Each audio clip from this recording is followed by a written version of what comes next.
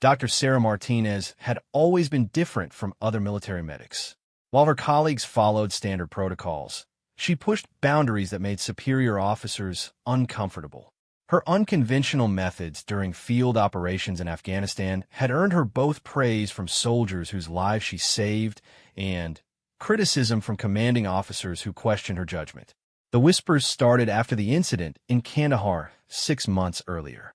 A convoy had been hit by an improvised explosive device, leaving 4 soldiers critically wounded. Standard procedure called for immediate evacuation to the nearest field hospital, but Sarah made a decision that would haunt her career. She performed emergency surgery in a bombed-out building while enemy fire erupted around them. 2 soldiers survived because of her quick thinking, but the third died during the risky procedure. Military investigators concluded that Sarah had violated protocol.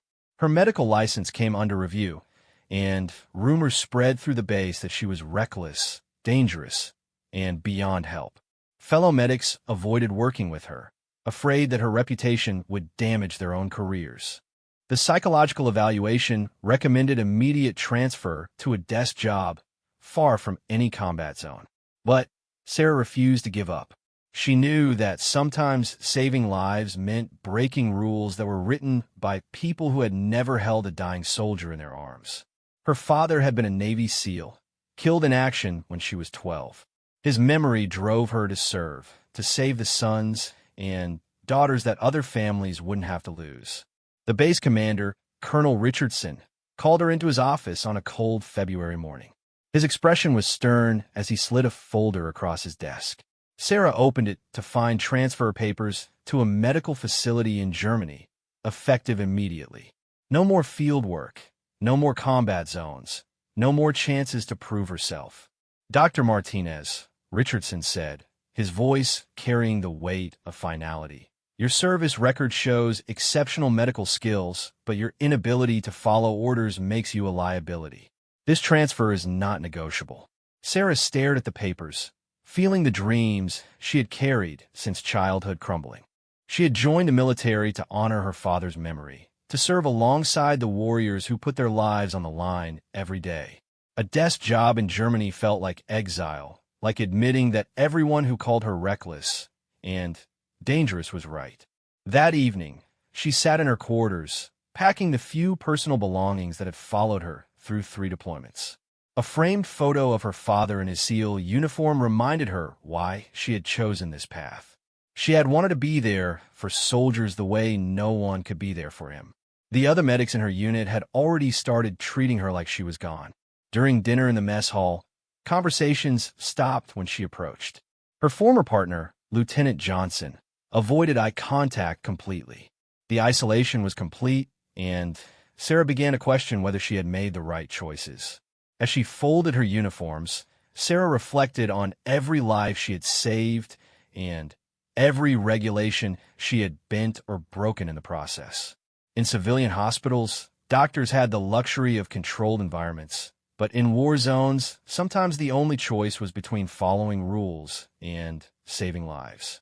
She had always chosen life, even when it cost her everything else. The transfer flight was scheduled for the next morning. Sarah lay in her bunk, listening to the sounds of the base around her. Helicopters returning from missions, soldiers talking in the corridors, the distant sound of equipment being moved. These were the sounds of war, the sound she would leave behind forever. Sleep came fitfully, filled with dreams of her father and the soldiers she had saved. In her dreams, she was always running toward danger instead of away from it, always choosing the difficult path that led to life instead of the safe road that led to protocol and approval. Morning came too quickly, bringing with it the reality of her situation. Sarah dressed in her uniform for what she assumed would be the last time in a combat zone. She checked her medical bag one final time, ensuring that everything was in order for whoever would replace her. The base seemed different in the early morning light, as if she was already seeing it through the lens of memory rather than experience. Soldiers nodded as she passed, some with respect, others with the uncomfortable acknowledgement of someone who had fallen from grace. At the transportation depot, Sarah waited for the vehicle that would take her to the airfield. Her bags were packed, Her orders were clear, and her career as a combat medic was effectively over. She had been warned that her methods would eventually catch up with her, and now they had. But as she sat there, watching the sun rise over the Afghan mountains, Sarah Martinez had no idea that within hours, everything would change. The three SEALs who were about to cross her path would give her one final chance to prove that sometimes being beyond help is exactly what makes someone the right person to help others when no one else can. The explosion that changed everything happened at 0847 hours, just as Sarah was loading her gear into the transport vehicle. The ground shook beneath her feet, and a column of black smoke rose from the eastern perimeter of the base. Sirens immediately began wailing, and soldiers ran toward the source of the blast. Sarah's instincts kicked in before her brain could process what was happening. She grabbed her medical bag and ran toward the smoke, ignoring the shouts from the driver who was supposed to take her to the airfield. Her transfer orders suddenly seemed insignificant compared to the possibility that soldiers needed medical attention. The scene she encountered was chaos. A SEAL team's Humvee had hit a roadside bomb just outside the base perimeter.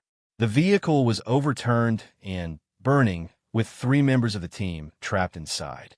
Base security was establishing a perimeter, but enemy fire from nearby hills was keeping everyone at a distance. Lieutenant Commander Jake Morrison, the base's SEAL team leader, was coordinating the rescue effort when he saw Sarah approaching. His face darkened as he recognized her. The reputation that had destroyed her career preceded her even here. "Dr. Martinez, you need to get back to the transport area," Morrison ordered sharply. "This is not your operation anymore." Sarah could see the trapped SEALs through the smoke and flames. One was unconscious, hanging upside down from his harness. Another was clearly in pain, trying to free his leg from twisted metal. The third was attempting to help his teammates while blood streamed down his face from a head wound. "Those men need immediate medical attention," Sarah said, checking her equipment. "Every minute we wait increases the risk of losing them." Morrison shook his head firmly. "We have other medics coming. You're off duty, Doctor. Your transfer orders are effective immediately." But Sarah was already studying the tactical situation. The enemy fire was coming from elevated positions about 300 meters away. Standard rescue protocol would require suppressive fire and armored vehicle support, which could take 20 minutes to organize.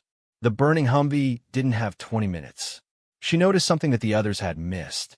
A dry drainage canal ran along the road, providing cover for most of the distance to the burning vehicle. It would be dangerous, requiring her to approach alone while exposed to enemy fire for the final 50 meters, but it was possible. "Sir, with respect, those SEALs will be dead by the time backup arrives," Sarah said, slinging her medical bag across her shoulder. "I can reach them using the drainage canal for cover." Morrison grabbed her arm as she started to move. "Absolutely not. You're not authorized for this operation, and your methods have already been deemed reckless by command. I won't have you making this situation worse." Sarah looked at the burning vehicle, then back at Morrison. She understood his position, understood the regulations that bound him, understood the concerns about her reputation. But she also understood that following orders right now meant watching 3 warriors die. "Lieutenant Commander, my father was a SEAL," she said quietly. "He died because no one could get to him in time. I won't let that happen to your men, regardless of what my service record says." Before Morrison could respond, Sarah was moving. She slipped down into the drainage canal and began making her way toward the burning Humvee. Behind her, she could hear Morrison shouting orders, probably calling for someone to stop her, but she didn't look back. The canal provided good cover for the first 250 meters, but as she got closer to the vehicle, the protection diminished. Enemy fire was intensifying, and she could hear bullets striking the ground around the Humvee. The SEALs inside were running out of time. Sarah reached the end of the useful cover and assessed her options. 50 meters of open ground separated her from the trapped soldiers. 50 meters where she would be completely exposed to enemy fire. 50 meters that would determine whether her career ended in disgrace or redemption. She checked her medical supplies one more time ensuring that everything she needed for emergency treatment was easily accessible. The weight of her father's memory and the lives of 3 SEALs pressed down on her as she prepared to make the most dangerous sprint of her life. Taking a deep breath, Sarah burst from the canal and ran toward the burning vehicle. The world around her seemed to slow down as enemy fire erupted from the hills. Dust kicked up where bullets hit the ground near her feet, and she could hear the sharp crack of rounds passing close to her head. 20 meters from the Humvee, she felt a bullet tug at her sleeve. 30 meters, and another round sparked off a piece of debris next to her. 40 meters, and she could hear one of the SEALs inside shouting instructions to his teammates.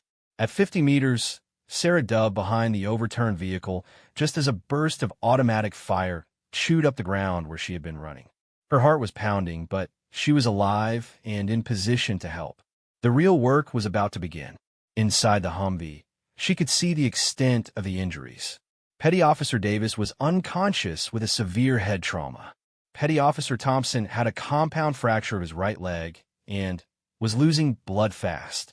Petty Officer Rodriguez had multiple lacerations and was struggling to maintain consciousness while trying to help his teammates.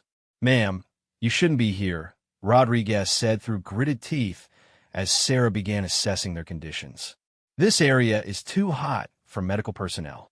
Sarah was already working on Thompson's leg, applying a tourniquet to stop the bleeding. "Petty Officer, I'm exactly where I need to be," she replied calmly. "Now let me do my job so you can get back to doing yours." The flames from the engine compartment were getting closer, and the smoke was becoming thicker. Sarah realized that she had perhaps 10 minutes before the fire reached the fuel tank. 10 minutes to stabilize 3 seriously injured SEALs and figure out how to get them all to safety while under enemy fire. As she worked, Sarah heard Morrison's voice over the radio, coordinating the rescue effort. Backup was still 15 minutes away, and the enemy fire was preventing any immediate assistance. She was on her own, just as she had been in Kandahar, just as she always seemed to be when lives were on the line. Working inside, the overturned Humvee was like performing surgery in hell. The smoke burned Sarah's eyes and throat, making every breath a struggle. The vehicle's interior was a twisted maze of metal and equipment, with barely enough room to maneuver around the injured SEALs. Enemy fire continued to pepper the area, with bullets occasionally striking the vehicle's armor with metallic pings. Sarah focused on Petty Officer Thompson first, as his compound fracture was causing the most immediate blood loss. The broken bone had punctured through the skin of his thigh, and traditional splinting wasn't possible in the cramped space. She needed to stop the bleeding and immobilize the leg using whatever material she could find. "Thompson, I need you to stay with me," Sarah said as she worked. "Tell me about your family." "2 kids," Thompson gasped through the pain. "Boy and girl. Wife's name is Jennifer." Sarah continued applying pressure to the wound while searching through the vehicle's equipment.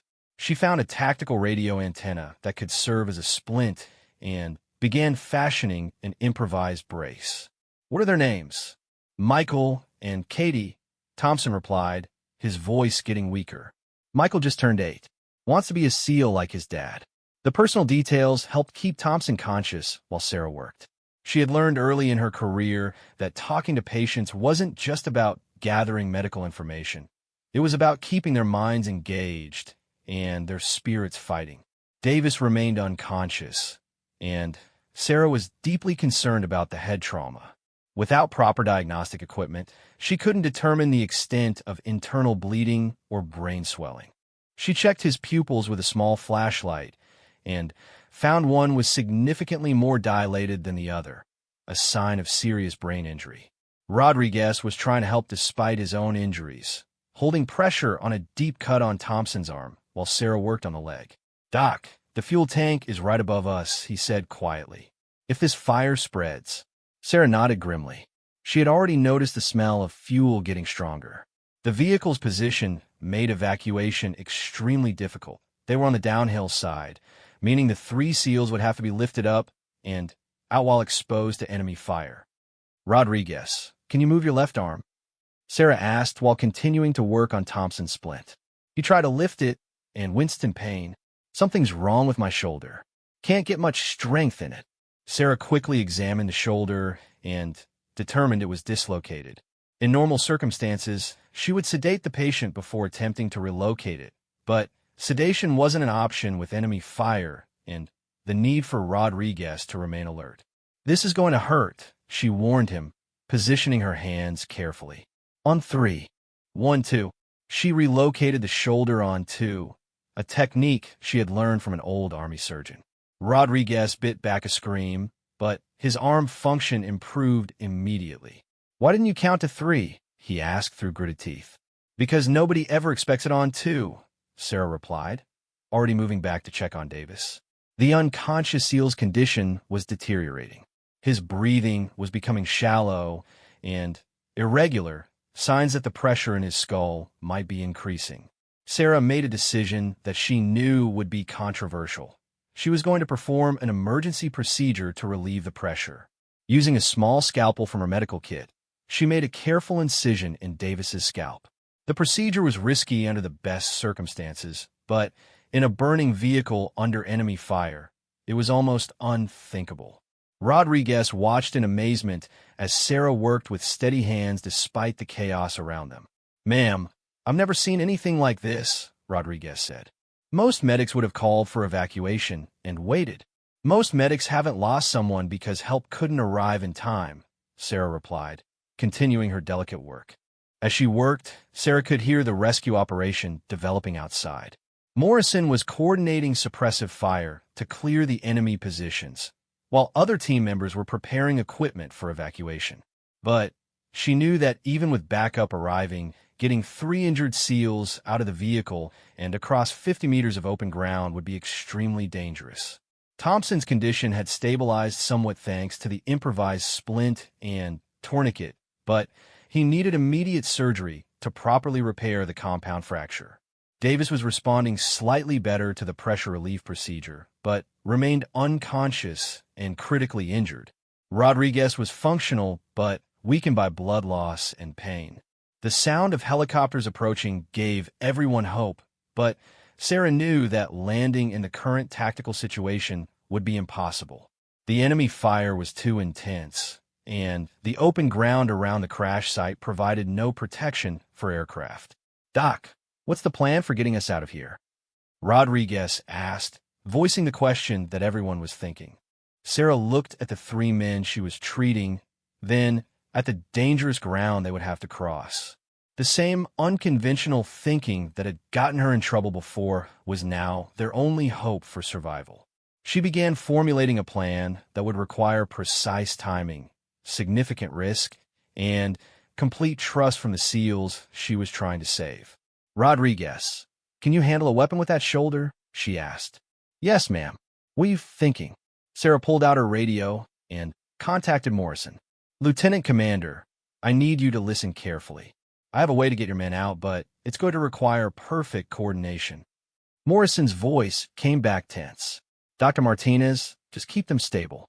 We're working on a solution." "Sir, with respect, your solution will take too long. Davis won't survive a prolonged extraction, and this fuel tank is going to blow. I need you to trust me one more time." There was a long pause before Morrison responded. "What do you need?" Sarah outlined her plan. It was dangerous, unconventional, and required split-second timing. It was also their best chance of getting all 3 SEALs out alive. As she explained the details, she could almost hear Morrison wrestling with the same decision that had defined her entire career, whether to follow protocol or trust instinct when lives were on the line. The clock was running out, and the flames were getting closer to the fuel tank. Sarah knew that within minutes, they would either all be safe or none of them would be coming home. Sarah's plan was unlike anything Morrison had heard before, but as he listened to her calm, professional explanation while explosions echoed in the background, he began to understand why soldiers trusted her with their lives. Her idea was to use the vehicle's smoke and the terrain to create a series of covered positions, allowing them to move the wounded SEALs in stages rather than attempting one dangerous sprint across open ground. "Doctor, This plan requires precise timing with our suppressive fire, Morrison said over the radio. If we're off by even seconds, you'll all be exposed. Lieutenant Commander, I've studied your team's movements. You've never been off by seconds, Sarah replied, continuing to monitor Davis's vital signs.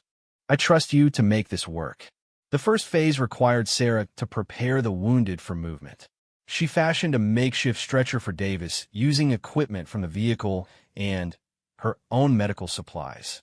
Thompson's leg would need additional support for transport, and Rodriguez would have to help carry despite his injuries. Rodriguez, I need you to understand something, Sarah said as she worked. This evacuation is going to be the most dangerous thing you've ever done. If at any point you feel like you can't continue, you drop down and signal for help. Ma'am, with respect, I didn't become a SEAL to quit when things get dangerous, Rodriguez replied, checking his weapon with his good arm. Sarah smiled grimly. I was hoping you'd say that.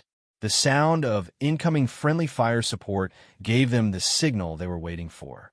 Morrison had coordinated with base artillery to provide suppressive fire on the enemy positions while simultaneously creating a smoke screen to obscure their movement. The timing would be critical. All stations, this is Rescue Leader. Morrison's voice came over the radio. Fire mission commencing in 60 seconds. Medical team, prepare for movement on my mark.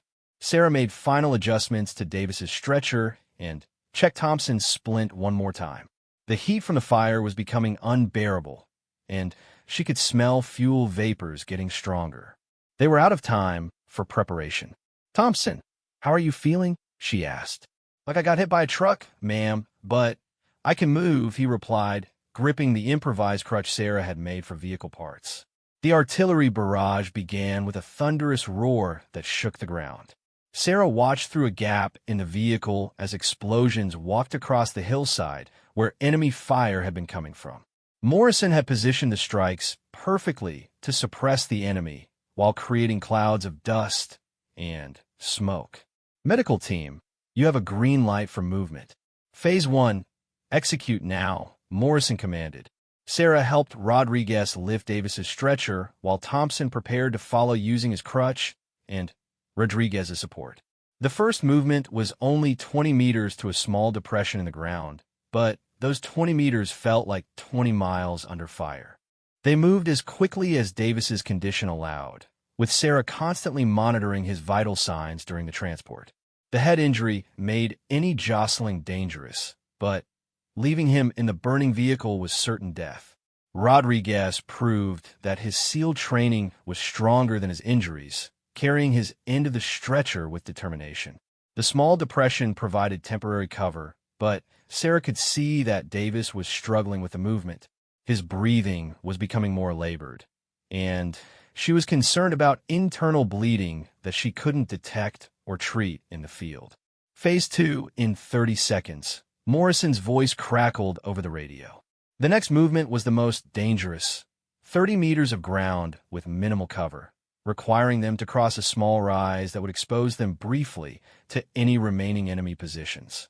Sarah made a quick decision that would once again challenge standard protocol. Rodriguez, you and Thompson go first with the stretcher. I'm going to provide covering fire and medical oversight, she ordered. Ma'am, you're a medic, not infantry, Rodriguez protested. Sarah pulled out her sidearm and checked the ammunition. Today, I'm whatever these soldiers need me to be. Morrison's suppressive fire resumed, and the two wounded SEALs began their dangerous journey with Davis between them. Sarah provided what covering fire she could, while keeping watch for any signs that Davis's condition was deteriorating during transport. Halfway across the open ground, enemy fire erupted from a position that hadn't been completely suppressed. Bullets kicked up dirt around Rodriguez and Thompson as they struggled with the stretcher. Sarah immediately began returning fire while radioing for additional support. Contact left, contact left. Enemy position not neutralized, she called into her radio while continuing to shoot. Rodriguez stumbled, but kept moving, his injured shoulder finally giving out partially under the weight of the stretcher. Thompson tried to compensate, but his broken leg couldn't support the additional load. Sarah watched in horror as they began to fall just 15 meters from safety. Without hesitation, she left her covered position and ran toward them. Bullets snapped past her head as she reached the struggling SEALs and grabbed Rodriguez's end of the stretcher. Together, the three of them managed to carry Davis the final meters to the next cover position. "Ma'am, that was insane," Thompson gasped as they collapsed behind the protective rocks. "That was Tuesday," Sarah replied, immediately checking Davis's condition after the rough transport. Morrison's voice came over the radio with urgency. "Medical team, we have helicopters inbound for dust-off, but that last enemy position needs to be neutralized first. Can you hold position for 5 minutes?" Sarah looked at her patients. Davis was unconscious, but stable for the moment. Thompson was exhausted, but determined.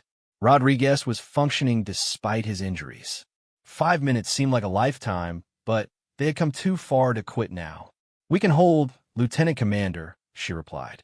"But get those helicopters here fast. Davis needs immediate surgery." As if in response to her words, the sound of approaching helicopters filled the air.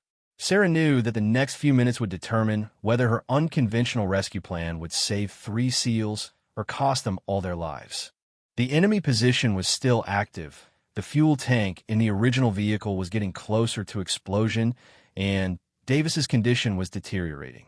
But looking at the 3 warriors around her, Sarah felt the same determination that had driven her throughout her career. These men had trusted her with their lives, just as soldiers had always trusted her. She wasn't going to let them down, regardless of what it cost her personally or professionally. The helicopter's rotor wash created a whirlwind of dust and debris as it approached the landing zone. Sarah shielded Davis's face while maintaining pressure on his head wound, knowing that every second counted now. The pilot was taking enormous risks landing in an area still under enemy fire, but Morrison had coordinated the final assault on the remaining enemy position. "Dust off is 30 seconds out." Morrison's voice crackled through the radio static. "Final suppressive fire. All stations engage." The coordinated barrage was overwhelming. Base artillery, helicopter gunships, and ground forces all focused their fire on the last enemy position. Sarah watched as the hillside erupted in explosions and smoke, finally silencing the guns that had threatened them throughout the rescue. Rodriguez struggled to his feet as the helicopter touched down, his injured shoulder clearly causing him significant pain. Thompson gripped his makeshift crutch and prepared to help with Davis's evacuation. The crew chief and a flight medic jumped from the helicopter and ran toward their position. "What do we have, Doc?" the flight medic shouted over the rotor noise as he reached them. "Head trauma with probable intracranial pressure, compound leg fracture with significant blood loss, and shoulder dislocation with multiple lacerations," Sarah reported quickly and professionally. "The head trauma is critical and needs immediate surgical intervention." Together, they loaded Davis onto a proper stretcher and began moving toward the helicopter. Rodriguez and Thompson followed, both refusing assistance despite their obvious injuries. As they approached the aircraft, Sarah noticed Morrison running toward them from the command position. "Dr. Martinez," he called out as they reached the helicopter.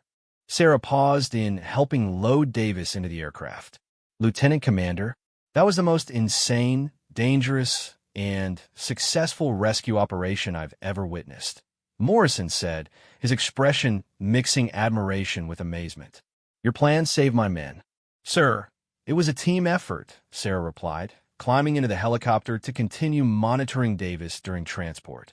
As the aircraft lifted off, Sarah worked alongside the flight medic to stabilize all 3 patients for the flight to the field hospital. The cramped space of the helicopter medical bay was familiar territory for her, and she moved with practiced efficiency despite her exhaustion. Davis's condition remained critical, but the pressure relief procedure she had performed in the burning vehicle was keeping him stable. Thompson's leg was properly splinted now, and his vital signs were improving. Rodriguez was alert and talking, a good sign that his injuries weren't life-threatening. "Ma'am," Rodriguez said during the flight, "what you did back there, that wasn't just medicine. That was pure courage. Sarah checked his bandages while responding. Rodriguez, courage is what you and your teammates showed every day in the field. I just happened to be there when you needed medical help. The field hospital appeared below them, with medical teams already preparing for their arrival. Sarah could see the organized chaos that she knew well, doctors, nurses, and technicians all moving with purpose to receive wounded soldiers. It was a sight that always filled her with pride and determination. As they landed, Davis was immediately rushed to surgery, while Thompson and Rodriguez were taken to different treatment areas. Sarah provided detailed briefings to the receiving physicians, ensuring that every detail of their injuries and treatment was properly communicated. Dr. Patterson, the chief of surgery, approached Sarah as she finished her reports. Dr. Martinez, I understand you perform emergency procedures under enemy fire? I did what was necessary to stabilize the patients for transport, Sarah replied carefully.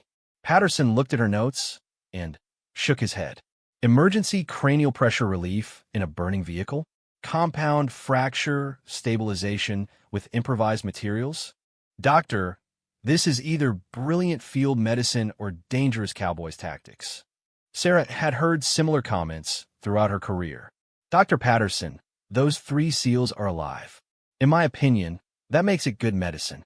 As Sarah cleaned up and prepared to return to base, she learned that her transport to Germany had been delayed, pending a full debriefing about the rescue operation. Morrison had requested that she remain available for operational review, effectively suspending her transfer orders. That evening, Sarah sat in the mess hall for what she had thought would be her last meal at the base. Instead of the isolation she had experienced for months, soldiers approached her table to thank her for saving the SEAL team. The same people who had avoided her after Kandahar were now treating her as a hero. Lieutenant Johnson, her former medical partner, sat down across from her. Sarah, I owe you an apology.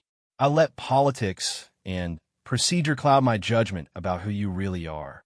Johnson, you don't owe me anything, Sarah replied. You were protecting your career. I understand that. No, I was being a coward, he said firmly. Today you showed what it means to be a military medic. Politics and procedure don't matter when soldiers are dying. 3 days later, Sarah received a message to report to Colonel Richardson's office. She expected to receive her new transfer orders and a formal reprimand for violating direct orders during the rescue operation.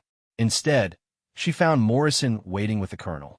Dr. Martinez, Richardson began, your actions during the SEAL rescue have prompted a complete review of your service record and the recommendations for transfer. Sarah stood at attention, prepared for whatever decision had been made. Lieutenant Commander Morrison has submitted a recommendation that you be assigned permanently to his Special Operations Unit, Richardson continued. He believes that your unconventional approach to field medicine is exactly what Special Forces operations require. Morrison stepped forward. Doctor, my men trust you with their lives. In special operations, there's no higher recommendation than that. Sarah felt emotions she had kept buried for months finally surfacing. The transfer to Germany was canceled.